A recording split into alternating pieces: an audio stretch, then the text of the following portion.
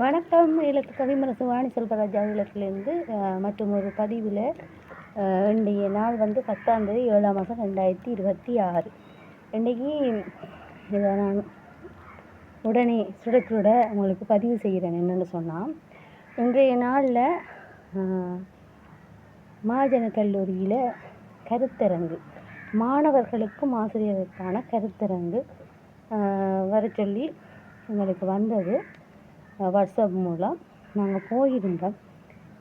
இன்றைய நாள் உண்மையாகவே எனக்கும் எனது பிள்ளைக்கும் அது பிரயோசனம் மட்டும் இல்லாமல் ஒட்டுமொத்த பெற்றோர்களுக்கும் இது பிரயோசனம். ஆனால் அதை வராத பெற்றோர்கள் சரியான இன்றைய நாள் பொழுது தவற விட்டுட்டீங்க.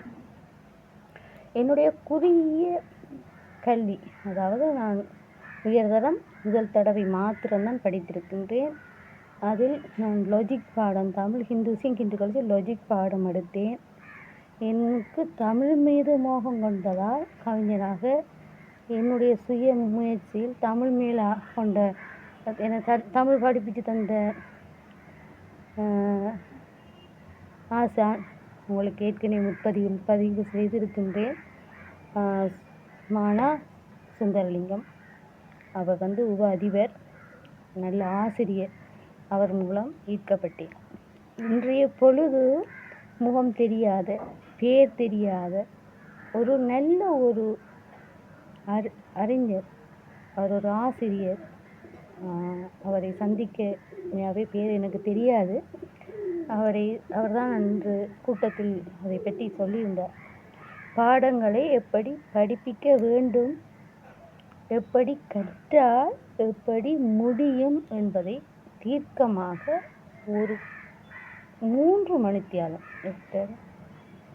3.5 மணிக்கு சுவாரஸ்யமான அந்த டைம் போனதே தெரியவில்லை. அதில் நான் கற்றுக்கொண்டது ஒன்று என்னன்னு சொன்னால், முதலில் அந்த பாடத்தை படிக்க வேண்டும், அதிலே கேள்விகளை நாம் உண்டாக்க வேண்டும். கேள்விகள் ஏற்படும் போது அதற்கான விடைகள் தேடப்படும். அந்த விடைகளை ஒரு நாள் எடுத்து அதற்கான விடைகளை எடுத்து கொள்ள வேண்டும். மீண்டும் அதை படித்து கொள்ள வேண்டும். மீண்டும் அதை வாசிக்க வேண்டும். அதை ஒரு தொகுப்பாக அதை திரும்ப பயன்பெற வேண்டும். இப்படி 7 நாட்கள் செய்யும்போது, 7 நாட்கள் தொடர்ந்து செய்யும்போது அது நமக்கு நினைவாகவே பதிந்துவிடும். அப்படி அந்த பாடங்களை பயிலும் போது நமக்கு அந்த 8 பாடம் 9 பாடம், முக்கியமான பாடங்கள் 6 சொல்லுங்களேன், அந்த 6 பாடங்களையும் இப்படி படித்தால் சாதாரணம், அதாவது ஈழத்தில் ஓயல் என்பார்கள் சாதாரண பரீட்சை, அதில் சித்தி அடைகிற வாய்ப்புகள் கூடுதலாக இருக்கும். அது எந்த ஒரு மாணவனாலேயும் முடியும். என்னால் முடிந்த அளவு என்னுடைய மகளை நான் படிக்க முயற்சி செய்ய இருக்கின்றேன். இதைத்தான் நான் இப்போது பேச வருகின்றேன்.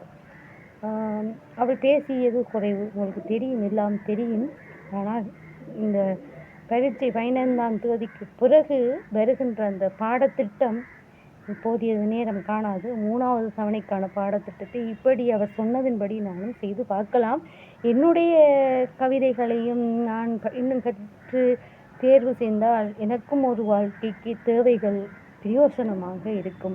எனவே பெற்றோர்களே, உங்களுடைய அவதானத்துக்கு கூட்டங்கள் கூட்டினால் அங்கு சென்று பயனுள்ளபடியான விஷயங்களை அறிந்தீர்களானால் உங்களுடைய பிள்ளைகளுடைய இலட்சியம் நீங்கள் செய்கின்ற அந்த உங்களுடைய நிகழ்விலே அவர்களுக்கு மனதில் இருக்கின்றவற்றை எழுத சொல்லியிருந்தார். தனக்கு பாடம் ஏறுதலை நித்திரை தூக்கமாக இருக்குது, போனில் அடிமை, எத்தனையோ கேள்விகள். அப்போது எனக்கு கூட ஐயோ இப்படி இருக்குமோ. எங்களுடைய இல்லத்தில் நாங்கள் பிள்ளைக்கான தேவைகள் செய்து வைத்திருக்கிறோம். ஆனால் அத்தனை குடும்பத்திலும் இருக்குமா என்றால் இல்லை. பிள்ளை படிக்கும்போது டிவி பார்ப்பார், சவுண்ட் வச்சு பார்ப்பாங்க, நாடகம் பார்ப்பாங்க. இல்லை பிள்ளை படிக்குதா இல்லையா தெரியாது, கொப்பி பார்க்கமா இல்லையா தெரியாது. இனிமேல் அதை செய்வோம். பிள்ளைகள் நலமாக இருக்க வேண்டும். மரங்கள் தூங்கிவிடலாம், விதைகள் தூங்காது. நாளை விருட்சமாகும், வெற்றியும் கிடைக்கும். கல்வியும் அப்படித்தான். ஈழத்து கவிமுரசு வாணி செல்வராஜா ஈழத்திலிருந்து. நன்றி.